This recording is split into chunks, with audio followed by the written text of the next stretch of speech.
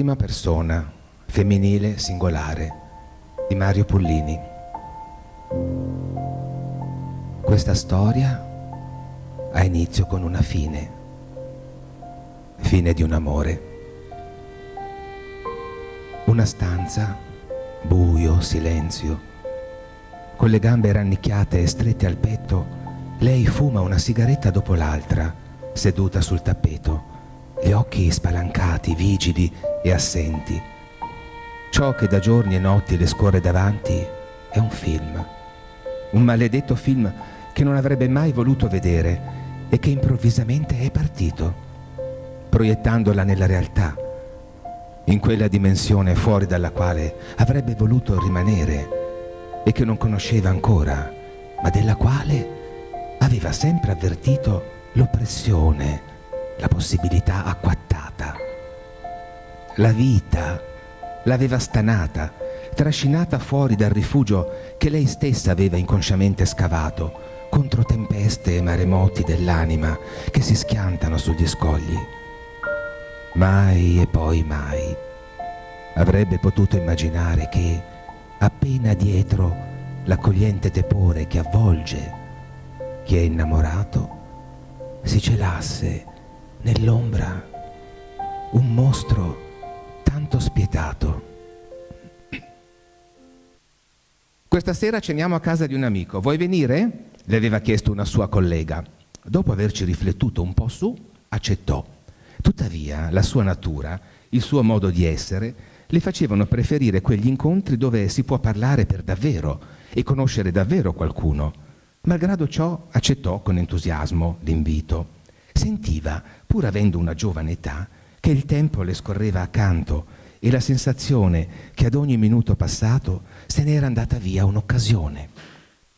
Non era innamorata al momento, né aveva qualcuno che avrebbe potuto col tempo rappresentare più che un'amicizia.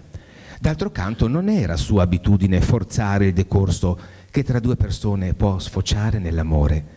Al contrario, prima di dare la svolta definitiva ad un rapporto doveva forzatamente essere trascorso un periodo adeguato di tempo, all'interno del quale ogni tessera, per così dire, doveva congiungersi alla seguente, senza sforzo. In altre parole, prima di fare l'amore con un uomo, doveva averlo conosciuto proprio bene. Questa sua particolarità, tuttavia, nascondeva dei pericoli, delle trappole, perché dal momento in cui la sua corazza veniva spostata, le sue parti tenere, il suo cuore, la sua anima, si offrivano limpidi e indifesi, pronti a svolgere il compito per cui tanto erano stati invocati. L'appuntamento era fissato per le 8 di sera, pronta sotto casa. Davanti allo specchio del bagno stava completando il trucco del viso e nel farlo si rese conto di mettere una cura ed un'attenzione particolari, come se l'occasione avesse un'importanza precisa. L'abbondante fondotinta, fard, rimmel, rossetto avevano una ragione diversa. Ripararla, celarle i lineamenti, creare del mistero con il proprio viso, sperando di imbattersi in qualcuno, uno che avesse l'attenzione necessaria a notare il messaggio senza parole, il suo piccolo e sommesso grido, la richiesta non precisa eppure forte e chiara di comunicare non con le parole, come aveva sempre preferito fare. Pensava che un sentimento, un'emozione fossero incomunicabili a voce ed era certa che una frase, una volta pronunciata, aveva in sé la magia di dissolvere e di leguare quanto aveva espresso. Pensava che fare troppa chiarezza, almeno per quanto riguardava i sentimenti, fosse pericoloso. Per vivere adeguatamente l'amore era preferibile esserne semplici fruitori, non esperti. Valentina, le aveva detto Marco seduto al posto di guida, questa sera ci sarà un sacco di gente simpatica, bando e silenzi quindi, niente tristezze, voglio vederti ridere e ballare. Valentina non era affatto una persona triste e i suoi silenzi certo erano indicativi della sua profondità d'animo. Tuttavia era vero, Di Valentina si poteva avere un'immagine che andasse a polverizzare quanto di straordinario vi sia nella vita di un essere umano. Le percezioni, le sfumature, la possibilità di cogliere aspetti celati, l'interpretazione, la creazione. Tutto ciò per lei veniva ridotto e archiviato alla voce strana. Quell'oceano di particolari che era quella donna, la cascata fragorosa di silenzi gridati con lo sguardo, la sensualità e il fiume d'amore denso e odoroso che sgorgava vero e perenne di tra le lei lunghe, sinuose e forse troppo sottili gambe, andavano perduti, dissolti. Il suo mondo era un mondo inesplorato, straniero, dedicato esclusivamente a un uomo, un temerario con l'autentica sete di conoscenza. Doveva essere conquistata Valentina, per davvero. Da tempo soffriva di male allo stomaco e la cura necessaria per debellare questo male sarebbe stata a base di antibiotici. Valentina si ridusse uno straccio, dimagrì e le sue labbra si affilarono e gli occhi parevano essere ancora più grandi. Collateralmente sopraggiunse uno stato di malinconica prostrazione, di tristezza e di angoscia che la misero proprio a terra. Una notte, quando a ora tarda, stanchissima, si era addormentata, fece un sogno molto chiaro. Sognò del suo primo ma anche unico amore, finito ormai da diversi anni, del quale pensava aveva dimenticato.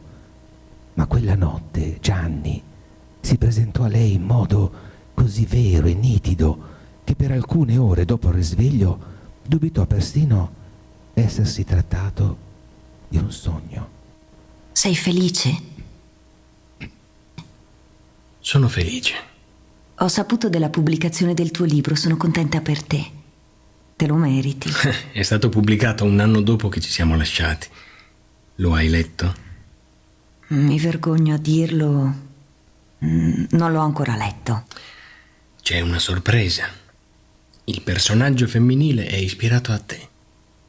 Ti ci riconoscerai. Tu ci pensi mai a me? E tu? Ci pensi mai a me? Ogni tanto succede. Spero tu sia felice. Io penso a te più di una volta ogni tanto, Gianni. Ma senza rimpianti, ti prego. Non mi dirai che hai qualche rimpianto? Io non lo so. È strano. Improvvisamente sento di volerti ancora. Ma è come se per noi non ci fosse più niente da fare. Mi fa stare male questo. Sarai un po' stanca. Io credo di amarti ancora. Ma cosa dici? Dopo 6 anni. E poi il mio numero l'avevi. Avresti potuto dirmelo prima. Forse saremmo stati ancora in tempo. Come mai te ne accorgi solo adesso? Non lo so. È come se fosse stato nell'ombra per tanto tempo. Gianni, ci riproviamo. Lo vorresti? Valentina? Sì. Io sto con una persona. Da diverso tempo. Che mi ha aiutato tantissimo. Mi ha raccolto che ero messo molto male. D'accordo, ma le cose possono cambiare, no? Nel frattempo siamo cresciuti, abbiamo imparato molto dalla vita. Sono sicura che certi errori non li rifaremo. Valentina, io la amo. No, Gianni, non dirmi così.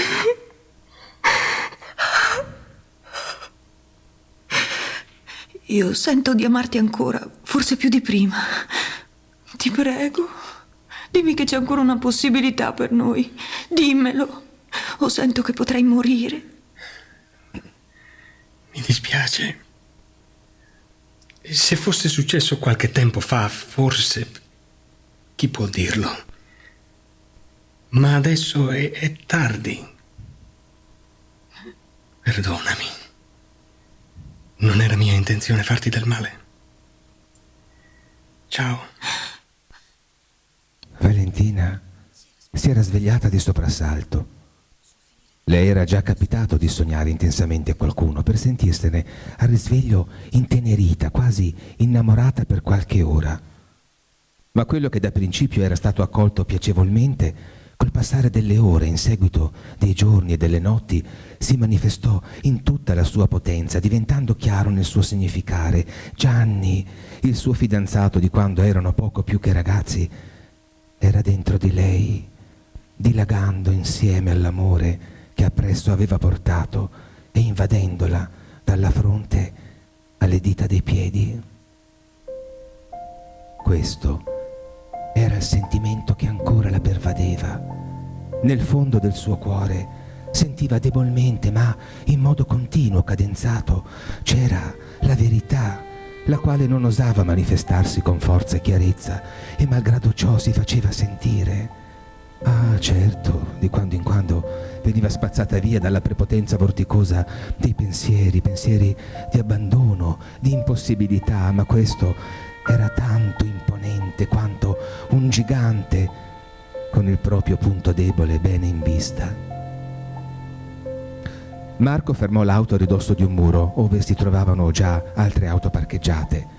La serata si sarebbe svolta in una villa molto grande, celata da enormi cedri, che attraverso l'illuminazione del parco parevano fasci di luce proiettati nel buio del cielo notturno.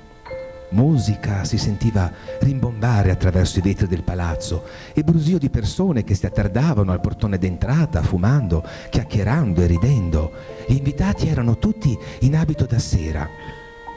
Un'atmosfera di gaiezza e di brio effondeva spargendosi tutti intorno, regalando un auspicio di divertimento. Valentina lasciò che il gruppo di amici sfilasse e con le braccia conserte proseguì a passo lento, seguendo il viottolo selciato che si inoltrava nel parco. Dietro di sé i rumori e le luci della festa provenienti dal palazzo piano piano si affievolivano, lasciando spazio alle grida dei rapaci notturni e al chiarore della luna.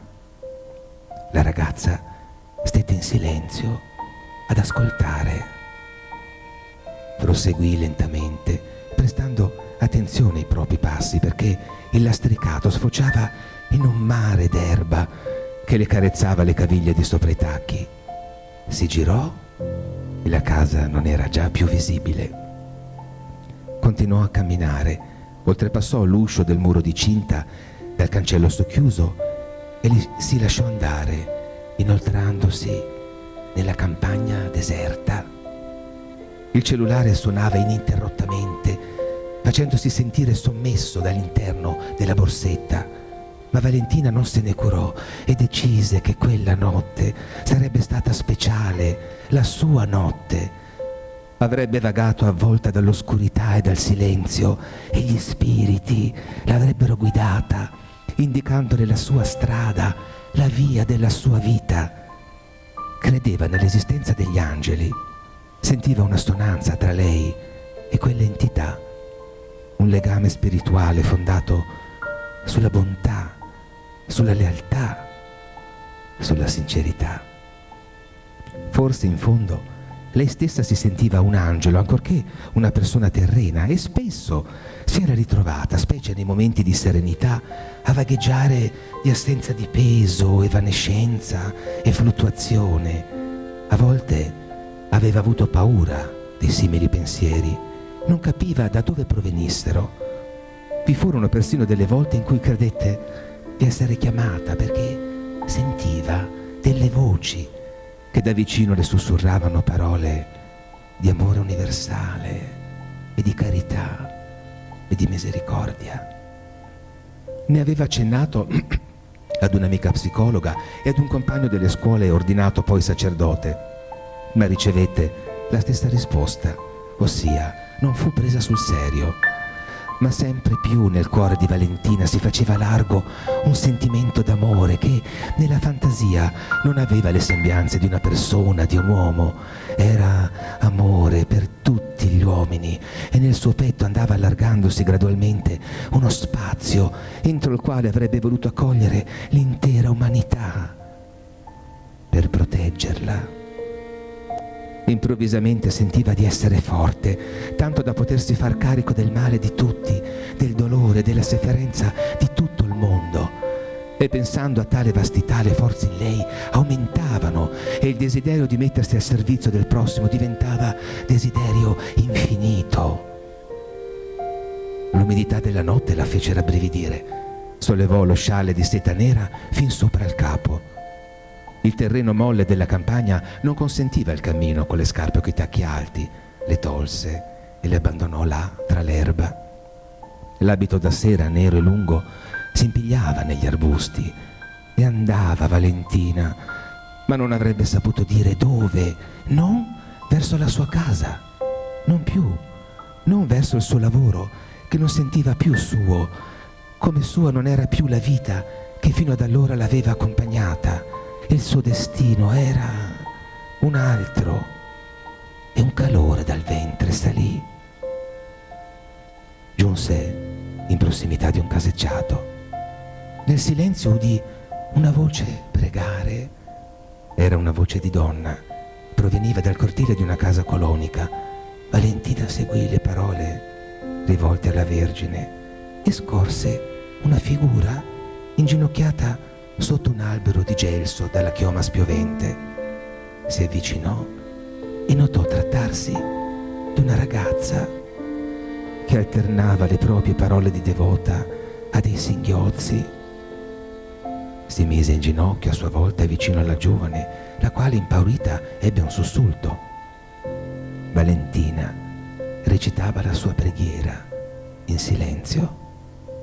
La giovane donna, ripresasi, volgendo il viso, pronunciò con voce rotta: «Madre, ho commesso un peccato mortale». Valentina stette in silenzio e un'emozione violenta le contrasse lo stomaco, attraversandole il petto. «Madre!» Che strano sentirsi chiamare a quel modo. Scostò il velo e guardò negli occhi annegati del pianto la ragazza. Una lacrima rigò la sua guancia. Le tese la mano, si alzarono e la luna rischiarava i loro volti di donna.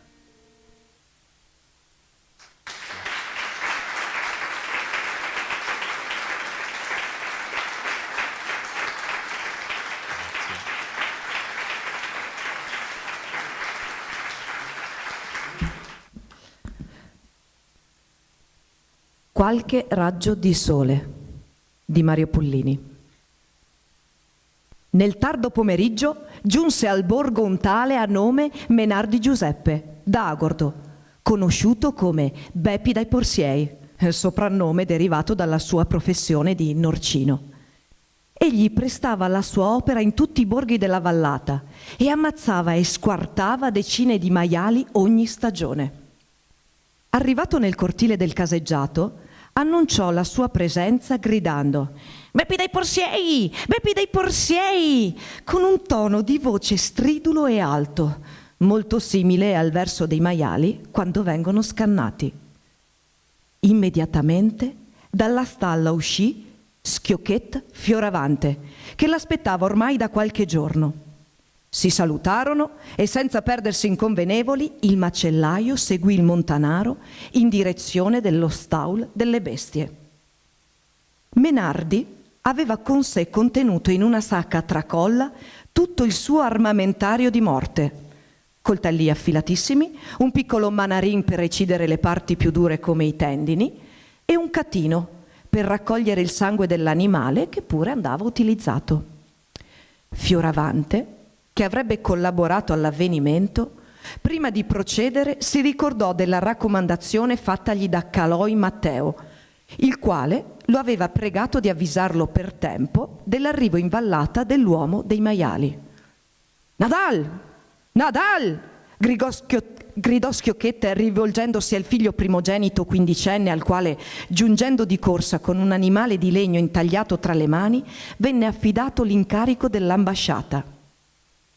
Caloi Matteo Abitava a qualche chilometro dal borgo, in un tabià isolato su verso la montagna, per raggiungere il quale bisognava attraversare un altro borgo, guardare un torrente e inoltrarsi in un tratto di bosco molto fitto in pendenza.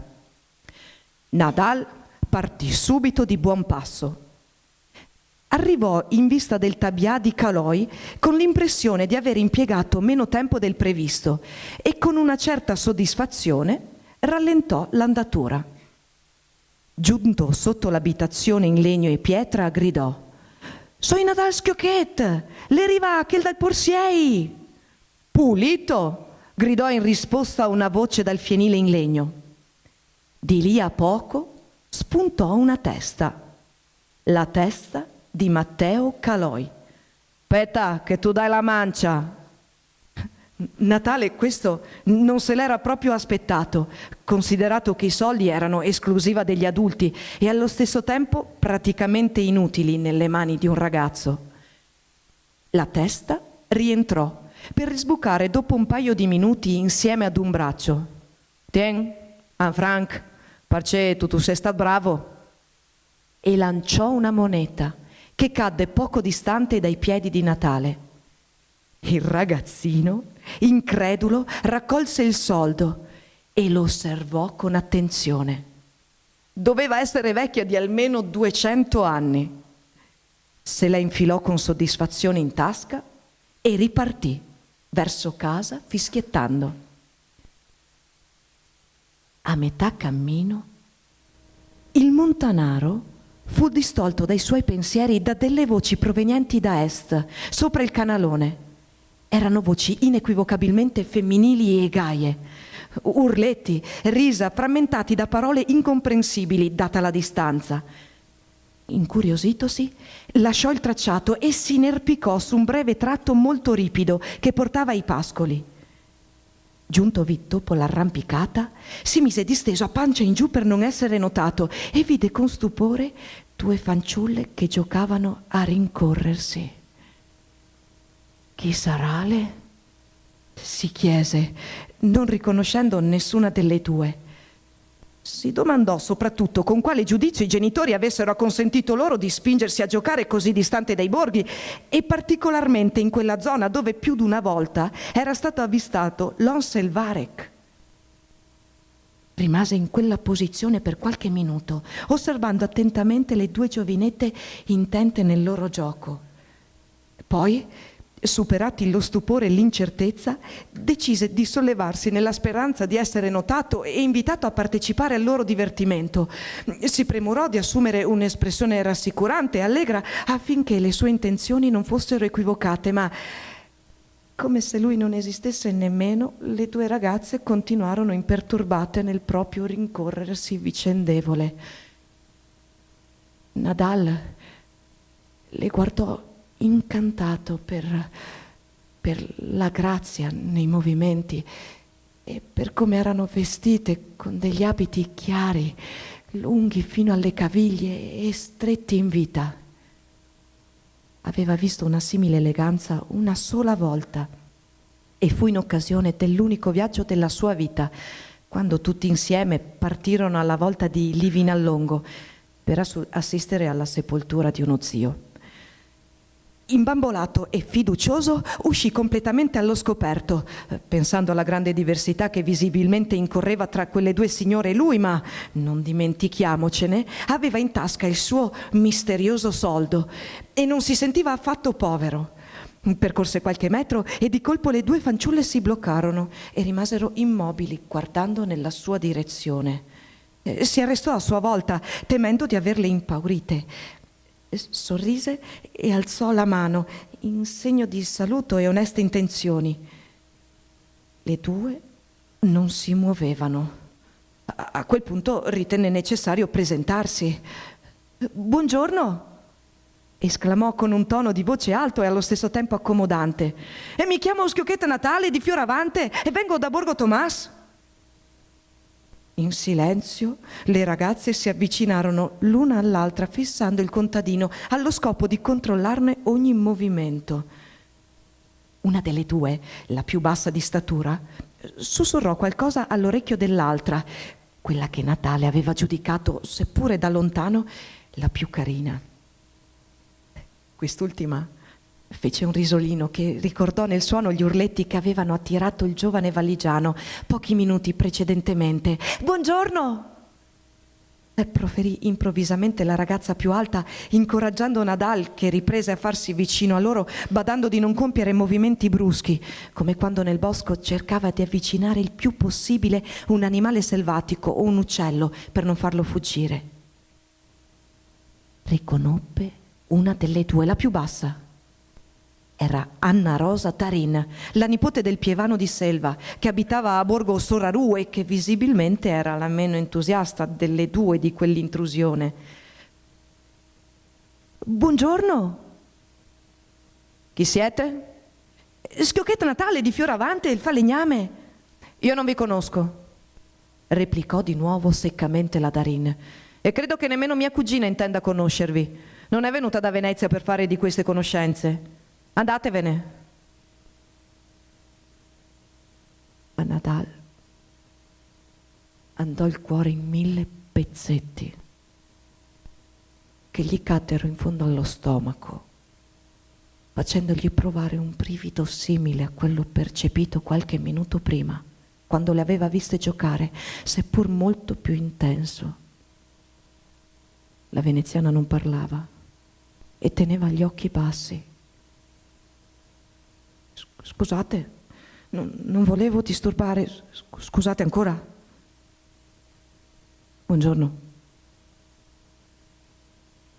Si girò per tornare sui suoi passi, non prima di rimirare per un'ultima volta la fanciulla della quale era probabilmente già innamorato, la quale a sua volta lo guardò. E per un frangente tra loro si creò lo stato d'animo delle persone non avvezze alla felicità, quando per caso si incontrano lungo la vita. Sensazione tacita che svanisce appena si tenti di riconoscerla attraverso le parole. E i due ragazzi non dissero nulla, non pensarono nulla. Così si allontanò Nadal col suo soldo fuori corso in tasca, intendendo che dietro di sé il gioco aveva ripreso, come se nulla fosse accaduto, il proprio svolgersi.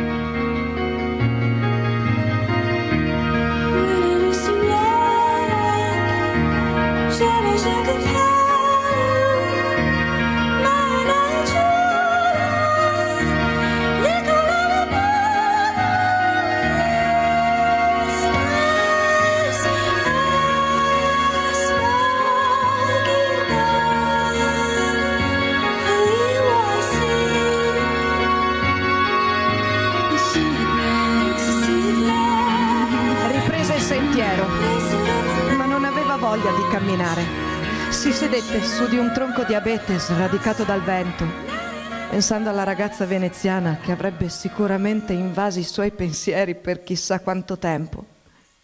Chissà se la rivedrò più, si chiese, osservandosi i pantaloni lucidi sui ginocchi e un po' strappati in una gamba. Riprese a camminare, meditando sull'accaduto, e improvvisamente sentì un brivido lungo la schiena, una sensazione molto forte di sbarrimento, come se di colpo fossero svaniti nel nulla i suoi genitori, i compagni, il suo borgo. Pensò alle parole del pievano Benedetto durante i sermoni della messa, che dicevano di non affliggersi troppo per le pene e le miserie della vita, perché nella vita successiva, quella dell'anima, la vera vita, tutto sarebbe stato ripagato ampiamente. Quasi d'improvviso il cielo all'orizzonte si rannuvolò e dietro i picchi più alti apparvero dei nuvoloni plumbei e giallastri che caricavano l'aria di energia. Accelerò il passo per portarsi quanto prima fuori del bosco, essendosi ricordato del carbonaio d'Harold, ucciso da un fulmine la primavera precedente mentre stava lavorando. Il passo accelerato diventò ben presto sostenuto e quindi corsa. Più correva e più la foresta gli faceva paura, con i larici e pino mugo che parevano avanzare e stringere il sentiero. La foresta si fece silenziosa e buia. Gli unici rumori erano il tonfo sordo dei suoi passi mescolati a quelli del suo cuore, che cercava di far combaciare. Impiegò qualche minuto a uscire allo scoperto, con il cuore che gli saltava fuori dal petto e il viso violaceo per lo sforzo. Si fermò a ridosso di un macigno, si sdraiò sull'erba per normalizzare il respiro e il battito cardiaco, e il suo sguardo si fissò su un nuvolone nero che avanzava rapidamente verso una nuvola bianca più piccola, col chiaro intento di travolgerla e appropriarsene. Pensò alla volta in cui da bambino vide un orso aggredire e divorare una piccola capra. Un senso opprimente, soffocante, accecante allora, come in quell'attimo, sdraiato e ansimante per la fatica e l'emozione, gli fece agitare le braccia per aria e gridare con tutta la forza. Ingiustizia. A poco il cielo si rischiarò, tradendo le intenzioni precedenti. La nuvola nera ormai aveva inghiottito la bianca e se ne andava placida, confondendosi col tramonto.